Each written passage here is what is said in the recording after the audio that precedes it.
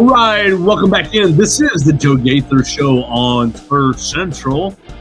We're home for the San Antonio Spurs on SI. I am Joe Gaither. He is Matt Guzman, and we are here to keep you going through the San Antonio Spurs off season.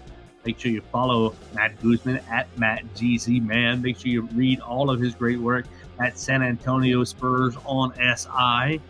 He's got a great series that we are going to get into here in just a little bit today. We're going to talk about Victor Wembanyama, of course, right here on the San Antonio Spurs on SI, the San Antonio Spurs on SI YouTube channel, or you're looking at us on my own social media machines at Joe Gaither6, or checking us out on your favorite podcast platforms, The Joe Gaither Show on Spurs Central, on Spotify, Apple Podcast, and Amazon. Matt, how we doing today? You making it through the offseason? Are you surviving?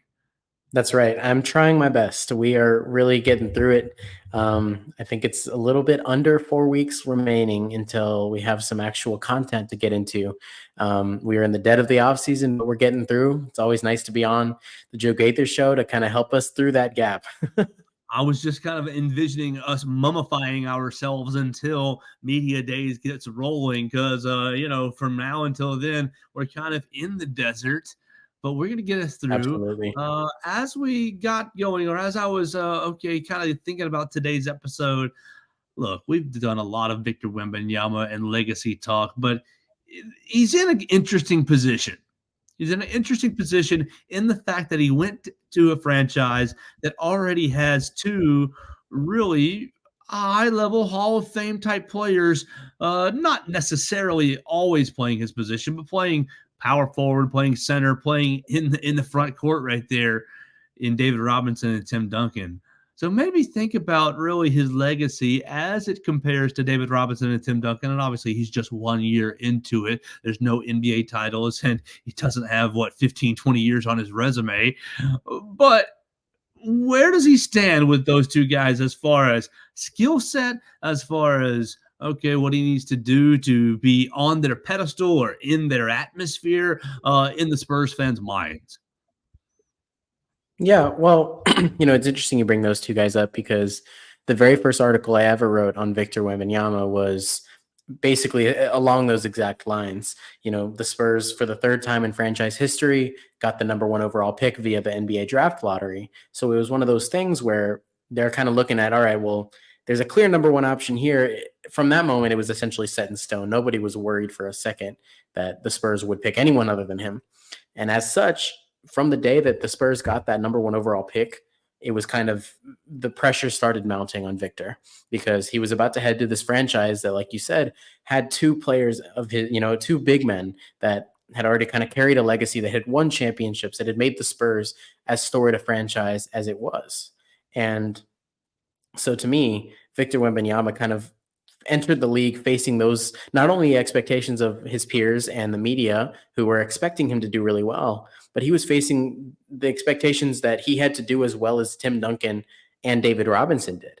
And interestingly enough, I don't know if you knew this, both Tim and David in their first seasons with the Spurs helped the Spurs jump from about 20, 25 wins to in the 50s in 1 year. And so some of the discourse was, well, are the Spurs going to be a 50-win team? And would it be a disappointment if they weren't a 50-win team? Obviously, that was far from the case. But at the same time, Victor's not in any position to be criticized over his game. He did exactly what he needed to do and even played through an injury. Most of the games that he showed out in were games he was on a minutes restriction. And so, like you said, he doesn't have quite the resume just yet. But I think he's on the right path. I think what we have seen from him is everything that we've needed to. And I'm curious your thoughts. Okay, well, I think absolutely that you're right, that he is on the path to, he's on the path to being in that class as far as resume goes. But I would argue a different side, or looking at it through a different prism, a different lens. If you had a draft with Tim Duncan, Victor Wembanyama, and David Robinson, and I told you, the David Robinson prospect is going to give you X, and then the Tim Duncan prospect is going to give you Y, exactly what those careers gave you. And then I said, well, you don't know what Victor Wembanyama, what that prospect's going to give you. Now it's going to give you a Rookie of the Year, but I won't promise you anything else. Who are you taking Yeah. first? It's tough to go against the recency bias, right, that we have from Victor being on the team right now. But I mean, to me, Tim Duncan is one of those players that people, the people who really know the NBA and who have followed it for a good while, they know exactly how impactful and how good he was, albeit he wasn't super exciting per se. That wasn't his brand. He went and he shot off he did his little shots from the side of the backboard. He banked in his shots, and from what we've seen, what I've heard, he would hit you with these little like, "Ooh, got him, got you." Like he would talk dirty to you, right? But he wasn't that flashy Under his player. breath. But exactly, exactly, and that was his brand. He was very calm and collected, but he was a poised leader, and he led the Spurs to, he got them to a championship plenty of times, and 5 titles he for didn't. Tim Duncan. That's right. 5 titles for Tim Duncan. He didn't need to be as flashy as, maybe some of the other current NBA stars or some of the stars back then, but he got the job done. He made the Spurs a true dynasty. And to me, I mean, I would pick Tim Duncan right now. If I wasn't promised what Victor Wembanyama might be able to deliver with the Spurs, I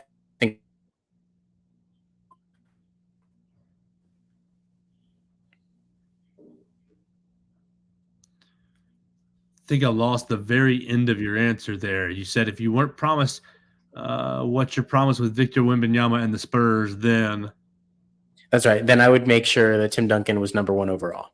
Okay, perfect. All right. Well, it's interesting because, I mean, you look through Tim Duncan and David Robinson, both of them winning Rookie of the Year, obviously in different times. Robinson in 1990, Tim Duncan in 1998. You got 5 championships out of the Tim Duncan career, 2 championships out of the David Robinson career, 1 MVP for David Robinson. How many MVPs? Any MVPs? Oh, no. But he was a 3-time Finals MVP. Oh, no, 2 times. 2 times NBA Most Valuable MVP, 2002 and 2003 for Tim Duncan. So obviously 2 guys with great careers. If you threw them all on a court, if you were playing pickup, who are you? Are you taking Victor first? Now that is a different story. Absolutely. Look, Tim Duncan's great, and I'm sure I would be incredibly scared to pick against him. But in a pickup situation, if you have the opportunity to grab a 7'4" player who can dunk and who can pass and who can steal and defend and run a court and shoot from 3,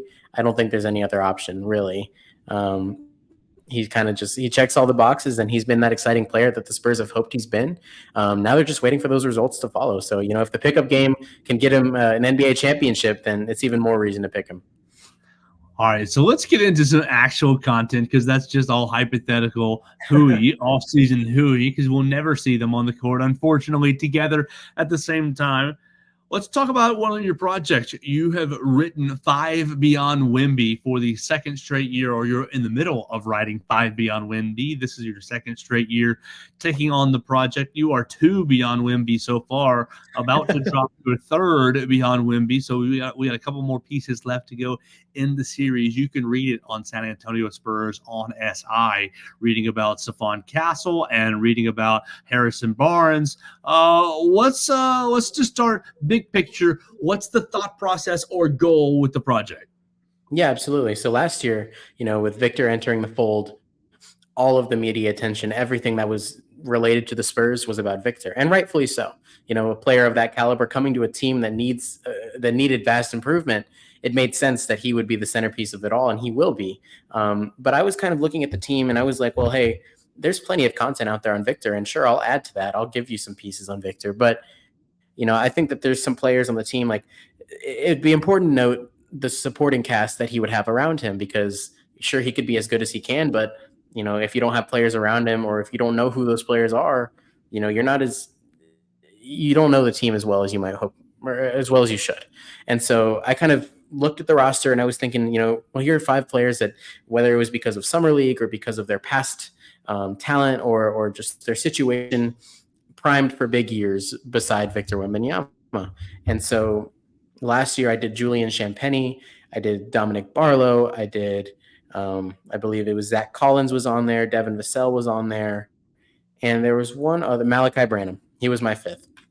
And so if we look back at those, Julian Champagnie is still on the rise. He didn't, he showed flashes of the explosive be. Dominic Barlow is obviously no longer with the team. Zach Collins had a very disappointing year. Devin Vassell, however, has a really good. He's the one that's likely to take the biggest step up this upcoming season. So I'm going to put him back in the project this year. And we can get into that a little bit more. But the idea behind the project is just to highlight 5 names and why they might be poised for big years, why they might be very big, additions or big helps to Victor Wembanyama and to the Spurs as a whole. All right, we're 2 into 5 Beyond Wemby. So let's start with the first 2 that you have already published. And again, I want to encourage everybody to read this at San Antonio Spurs on SI. You started, it looked like number 1 was Harrison Barnes, traded from the Sacramento Kings. And when I think, look, we'll just give you my perception and then you can give me the reality. When I think of Harrison Barnes, I think that he has fallen off the radar. I think he is obviously was drafted very highly with the Golden State Warriors and was a small part of that dynasty, and actually was kind of a part of, not that it was downfall, but a kind of a part of some of the not as rich years of the dynasty. But I guess was cast off the island in favor of Kevin Durant. But he goes from Golden State, he wins 1 championship. And then from there, he's basically with the Kings, and he's basically just kind of lost his way or been a guy. I mean, you look at his stats, and he's definitely not been bad. He's averaging double figures basically every year. Yeah, every year, 19, 18, 16, 17, 14. So like all the way through. So he's obviously been playing well. But I just think of him as a guy who's been off the radar. What did you find out about Harrison Barnes? What might I have been missing over the last couple of years, the missing Harrison Barnes years? What do you think he's going to add to this year's San Antonio Spurs roster? Absolutely. I like that you mentioned, he was a part of that Golden State Warriors squad before they started winning. And back then, he wasn't supposed to be the player that changed everything and changed the course of the Warriors, but he did win a title because he ended up sticking around and producing enough to help them get there. And so one of the biggest things that I found with Harrison Barnes is that, just the fact that he had that year playing in Curry where they won a championship, he experienced what it's like to be at the top. He's seen what a player like Curry does to prepare for games and how he can impact a team. He kind of, I'm sure that throughout his 4 or 5 years there, he gleaned a lot from Curry and learning how to lead and learning how to prepare. And he took that to the Mavs for 3 years. They didn't, or I guess 2 years, and then he got traded in the middle of the third one. And he didn't, there wasn't much to be said there. So he landed on the Kings, and he's been there ever since. I think what he brings to the squad is obviously a lot of experience because he's been in the league for quite a few years. But when you think about a guy that you bring in for experience, typically it's a player that's, Udonis Haslem-like, where they're not playing many big minutes. They're just there to kind of boost the morale in the locker room, to kind of help the younger players to get up to speed, but they're not really going in and showing you how it's done. Harrison Barnes is at the point right now where he still has that left in him. I think on his career, he's just under 40% from 3. He's hit that mark a couple of times throughout his career. But he's showing that he can go out and be a sharpshooter for any team that needs him to be. Obviously, Spurs had Doug McDermott. They didn't end up needing him. They sent him away at the trade deadline, and he went to the Pacers. But the Spurs have been looking for that shooter, that's somebody who can come in and be a very dynamic scorer that can shoot from 3 and open up the floor, especially now that Victor Wembanyama is in the fold, because a lot of the defense will be moving in on him as he's going to the rim. So with guys like Stephon Castle and Chris Paul, who are going to make that only more dangerous, it's going to be even more important to have guys out in the corners or the wings, just to kind of boost that three-point production to help open that floor up a little bit. And Harrison Barnes, from what I've seen, obviously has that experience, and he will get to be a mentor to some of the younger players. But he'll also be able to go onto the court and produce and shoot 3-pointers and open up the floor and just help that Spurs team just kind of get a little bit better, play a little bit more cohesively. And so that's what I like the most about him, is that he kind of brought both sides to the table. All right, so we're excited about Harrison Barnes and what he's going to bring to the team, even though that he's, let's be honest, probably the lesser of the 2 veteran additions with Chris Paul and Harrison Barnes. Let's move into number two. Number two, you've written about the rookie, Stephon Castle, number 4 overall draft pick. And we've talked about him a couple of different times, but let's go back under the microscope with Stephon Castle and what we think. I mean, am I being out of bounds by thinking that he can become? I mean, I think that he can become a primary ball handler this year, but obviously he's very young, and the NBA is a grown man's league. What did you learn about Stephon Castle as you're looking at him as a part of your 5 Beyond Wemby series? Yeah, absolutely. Well, I think one of the bigger things to remember about Stephon Castle as you're kind of, preparing to watch him on the court is that the Spurs have been watching him play since high school. They've really had their eye on him for a while because, like you said, he has the ability to be a primary ball handler. Now at UConn, and I think this is probably the biggest, this is a little bit more public, it's clear he wasn't a primary ball handler with UConn. He was more of a stop and shoot, a shooting guard type role. And that's what they needed. They had guys that could shoot and that could be solely, like all they did was catch and shoot.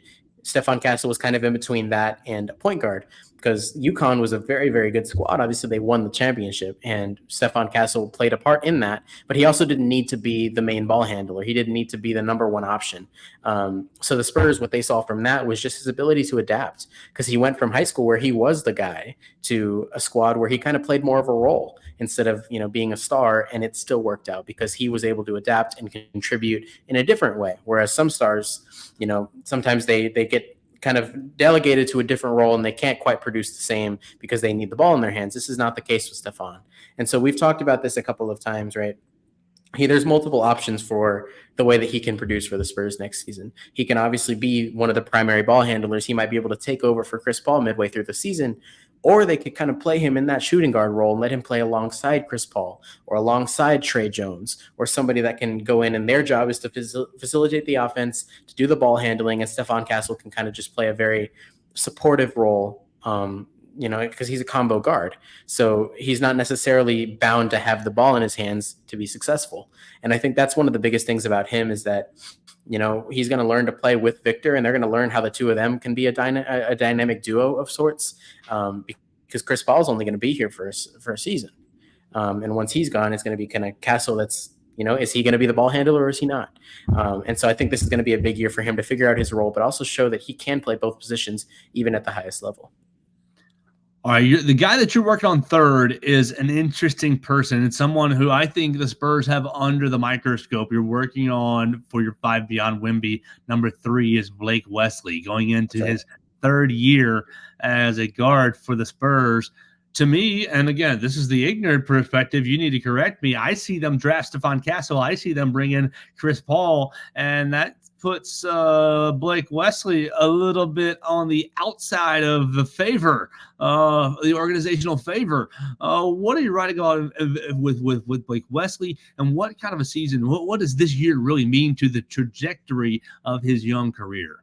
Sure. Yeah, well, Blake Wesley, obviously coming from Notre Dame, he's a player that the Spurs have kind of plugged in a couple of different places just to see what it would look like. I remember around Christmas time this past season was when he started to get some more minutes. And when we asked Popovich, hey, so why is Blake Wesley getting some more time? He said, well, he's earned it. And it was simple as that. He's one of those players where, he's on the Spurs. He's still got a year on his contract, maybe more. I'll have to do some more research on that before I post. But he's a player. He's not necessarily, it's not a make or break year for him.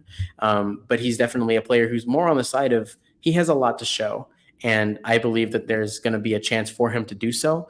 Like you mentioned, the Spurs have guys like Chris Paul, and they have guys like Stephon Castle who they're going to look to. He's one of those players where if they do decide to put Stephon Castle at that shooting guard role for the season, it's kind of going to be on Blake Wesley to compete with Trey Jones or to fill in those minutes that Trey Jones is not there when Chris Paul's not there. You can never have too many, options at the point guard, at the shooting guard for a team this young, because there's still going to be players that, you want to see just where they could be depending on who's on the floor. And so Blake Wesley is one of those guys where he can play with just support. And from what they've seen from him so far, he has potential. And I think that he's one of those players that is primed to show exactly what that potential is, because there is a demographic of Spurs fans who are kind of looking at this guy like, why do we still have him? What does he bring to this team? And I think for that reason alone, he's a player that could show, hey, well, here's why I'm here. and here's what I can bring to a squad, and I might be the guy that you can look to in the fourth quarter. I can get the ball to players, but I can also take a step back if I need to. So I've liked what he's shown on the court, and I think it's going to be a year for him to show exactly what he's capable of. He is Matt Guzman. You got 3 more on your 5 Beyond Wemby series. Who else are in the tank as we tease the audience right here on the Joe Gaither Show? Yeah, we've got Devin Vassell coming up for the second straight year.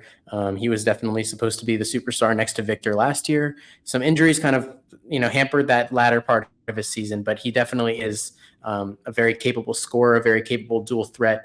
So I'm looking for him to take a step forward. And then we have Jamari Bouye, a player that many Spurs fans might not even know. He was one of the summer league standouts. He definitely showed the Spurs liked him at the end of last year when they converted his two-way to a standard for the rest of the year, and now he's back on that two-way deal. They signed him to a 2-year two-way deal. So he didn't expire at the end of the year, so he will be coming into the season on the second year of that deal. Could be converted to a standard contract, could not, but at Summer League, he definitely showed that he's very confident. He's very young and small. His frame is very small, but he's very elusive. And he showed at Summer League that if you give him the space, he can get through it and get some points. We are going to look forward to that as Matt Guzman takes us through the offseason right here on the Joe Gaither Show on Spurs Central. Matt, we appreciate your time, man. We got to catch up with you next week as you conclude your 5 Beyond Wemby. Sounds great. Thank you for having me as always.